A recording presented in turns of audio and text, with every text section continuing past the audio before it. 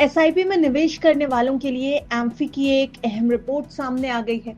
जून 2025 में एसआईपी निवेश ने नया रिकॉर्ड बना दिया, लेकिन साथ ही एसआईपी बंद करने वालों की संख्या भी तेजी से बढ़ी है।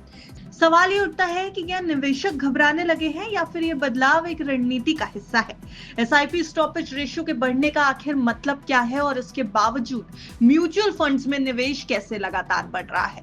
इस रिपोर्ट में ये सब कुछ समझने की कोशिश करेंगे। फायदे के फंड की इस रिपोर्ट में हमारे साथ अंत तक जरूर बने रहिएगा। भारत की म्यूचुअल फंड इंडस्ट्री ने जून 2025 में एक और बड़ा मुकाम हासिल किया। कुल एसेट अंडर मैनेजमेंट यानी एयूएम पहली बार 74 लाख करोड़ रुपए के पार पहुंच गया।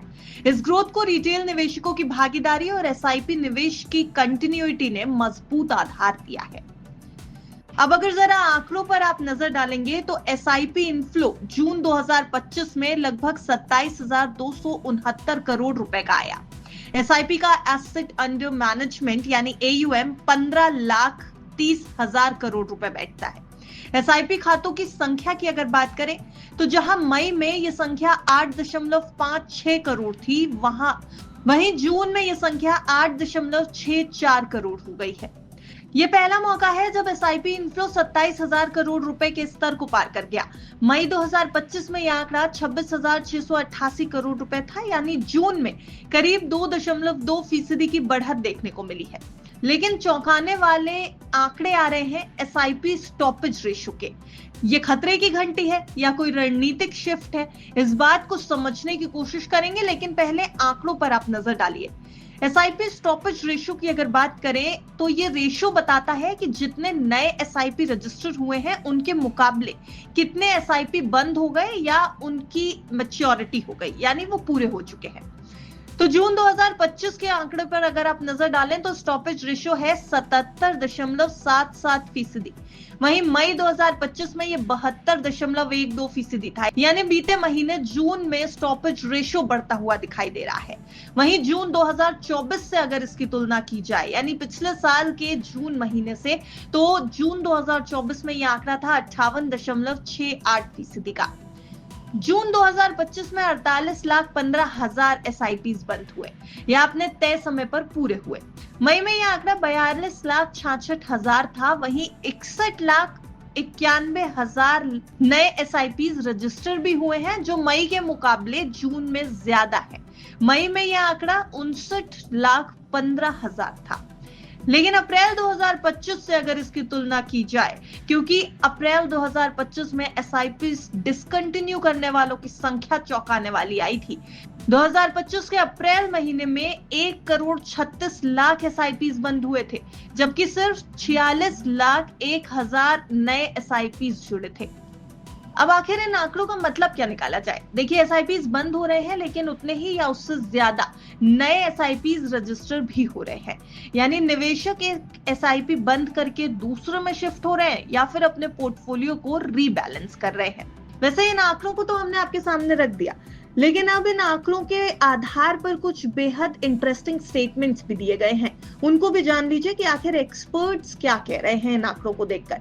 देखिए, एम्फी के सीईओ वेंकट चालसानी का कहना है कि म्यूचुअल फंड एसआईपी खातों की संख्या ने 8,64,00,000 का नया रिकॉर्ड बनाया है। इससे पता चलता है कि निवेशक इस निवेश टूल को लगातार प्रायोरिटी दे रहे हैं। वहीं सामको म्यूचुअल फंड के सीईओ विराज गांधी का कहना है कि एसआईपी इनफ्लो 27,269 करोड़ रुपए के रिकॉर्ड पर पहुंचना रिटेल निवेशकों की डिसिप्लिन्ड इन्वेस्टिंग को दिखा रहा है।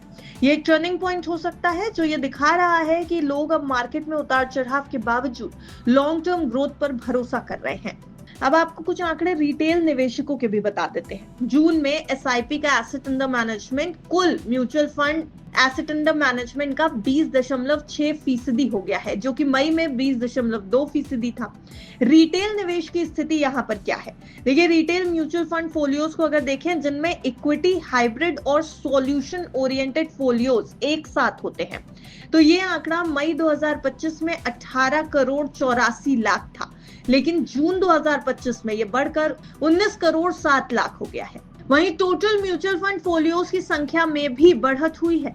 अप्रैल 2025 में यह आंकड़ा 23.62 करोड़ था। वहीं मई 2025 में यह 23.83 करोड़ हो गया और उसके बाद अब जून के आंकड़े की बात की जाए तो ये 24.13 करोड़ हो गया है।